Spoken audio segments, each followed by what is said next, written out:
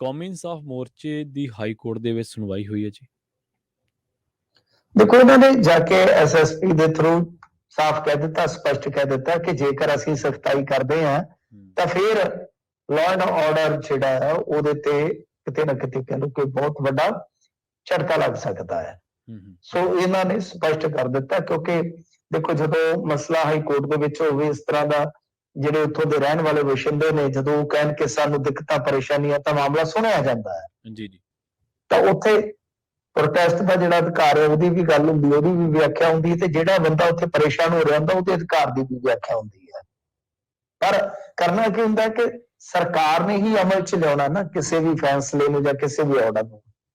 ਜਦੋਂ ਹੁਣ ਸਰਕਾਰ ਕਹਿ ਰਹੀ ਹੈ, ਕਿਉਂਕਿ ਦੇਖੋ ਇਹਨਾਂ ਨੇ ਸੁਹਾਣਾ ਗੁਰਦੁਆਰਾ ਸਾਹਿਬ ਦੇ ਅੱਗੇ ਜੋ ਲੱਗਿਆ ਸੀਗਾ ਮੋਰਚਾ ਚੁਕਵਾ ਦਿੱਤਾ ਬਲਪੂਰਵਕ। ਫਿਰ ਇਸ ਤੋਂ ਇਲਾਵਾ ਬੰਗਾਲੀ ਪੁਲ ਵਾਲਾ, RFK ਵਾਲਾ, ਸਾਰੇ ਧਰਨੇ ਚੁਕਾ ਦਿੱਤੇ ਨੇ ਇਹਨਾਂ ਨੇ।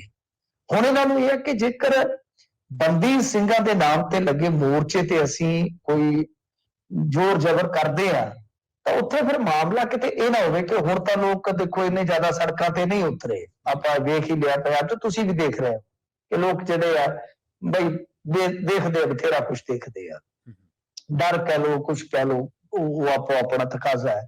ਮਤਲਬ ਕਿ ਜਿਹੜੇ ਥੋੜੇ ਬਹੁਤੇ ਸੀ ਉਹ ਇਹਨਾਂ ਨੇ ਚੁਕਾ ਦਿੱਤੇ ਮੋਰਚੇ। ਇਹਨਾਂ ਨੂੰ ਇਹੀ ਹੈ ਕਿ ਜੇਕਰ ਅਸੀਂ ਮੰਨ ਲਓ ਬੰਦੀ ਸਿੰਘਾਂ ਦੇ ਹੱਕ 'ਚ ਲੱਗੇ ਮੋਰਚੇ ਤੇ ਕੋਈ ਇਸ ਤਰ੍ਹਾਂ ਦਾ ਅਚਨਚੇਤੀ ਜ਼ੋਰ ਜ਼ਬਰਦਸਤੀ ਕਰਦੇ ਆ ਤਾਂ ਇਹ ਨਾ ਹੋਵੇ ਕਿ ਜਿਹੜਾ ਸੈਂਟੀਮੈਂਟ ਦੱਬਿਆ ਪਿਆ ਹੈ, ਚਾਹੇ ਉਹ ਕਿਸੇ ਵੀ ਕਾਰਨ ਕਰਕੇ, ਚਾਹੇ ਉਹ ਲਾ ਲਓ ਕਿ ਇਸ ਵੇਲੇ ਹਾਲਾਤ ਦੇ ਹਿਸਾਬ ਕਿਤਾਬ ਦੇ ਨਾਲ, ਚਾਹੇ ਕੋਈ ਕਿਸੇ ਕਿਸਮ ਦੀ ਸਖਤਾਈ ਦਾ ਡਰ ਕਹਿ ਲਓ, ਤਾਂ ਉਹ ਹੈ ਕਿ ਕਿਤੇ ਉਹ ਇੱਕ ਟ੍ਰਿਗਰ ਪੁਆਇੰਟ ਨਾ ਬਣ ਜਾਵੇ। ਤਾਂ ਇਹਨਾਂ ਦੇ SSP ਜਿਹੜੇ ਆ ਗੋਇਲ ਸਾਹਿਬ, ਉਹਨਾਂ ਨੇ ਉੱਥੇ ਹਲਫਨਾਮਾ ਦਾਖਲ ਕਰ ਦਿੱਤਾ। ਸੋ ਅਗਾਂਹ ਹੁਣ ਜਿਹੜੀ ਸੁਣਵਾਈ ਹੋਏਗੀ ਉਹਦੇ ਤੇ ਪਤਾ ਲੱਗੇਗਾ ਕਿ ਕੀ ਹਾਈ ਕੋਰਟ ਇਹਨਾਂ ਦੇ ਜਵਾਬ ਤੋਂ ਸੰਤੁਸ਼ਟ ਹੁੰਦੀ ਹੈ ਜਾਂ ਫਿਰ ਕੋਈ ਨਵੇਂ ਸਿਰੇ ਤੋਂ ਦਿਸ਼ਾ ਨਿਰਦੇਸ਼ ਜਾਂ ਆਰਡਰ ਪਾਸ ਕਰਦੀ ਹੈ। ਜੇ ਦੁਬਾਰਾ ਆਰਡਰ ਪਾਸ ਕਰ ਦਿੱਤਾ ਕਿ ਤੁਹਾਨੂੰ ਕਰਨਾ ਹੀ ਪਏਗਾ ਜਿਹਾ, ਫਿਰ ਸਰਕਾਰ ਕਈ ਵਾਰ ਕਸੂਤੀ ਫਸ ਵੀ ਜਾਂਦੀ ਹੁੰਦੀ ਹੈ।